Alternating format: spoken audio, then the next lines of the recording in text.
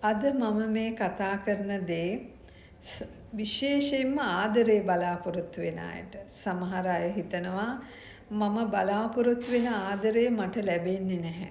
මගේ අම්මගෙන් ලැබෙන්නේ නැහැ. මගේ තාත්තගෙන් ලැබෙන්නේ නැහැ.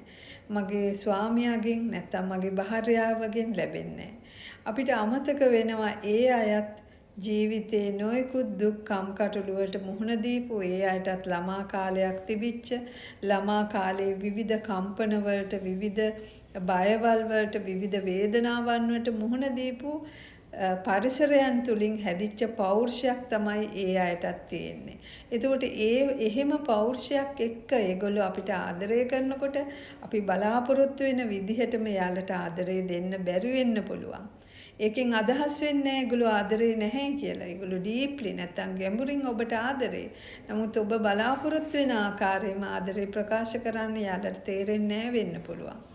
ඒ නිසා බොහොම ඉවසීමෙන් අන් කෙනා දෙන දේ තමාගේ මනසින්ම මවාගත්තු බලාපොරොත්තු වෙන දේ ඒ ආකාරයෙන්ම නොලැබුණත් අනිත් එක්කෙනාගේ පැත්තෙන් උත් හිතන්න ඒ අයත් ඒ විදියට හැසිරෙන්නේ මොනවාම හරි හේතුවක් නිසා වෙන්න පුළුවන් කියලා. එහෙම හිතනකොට පවුලක එකමුතුකම රැකගන්න ලේසි. ස්තුතියි.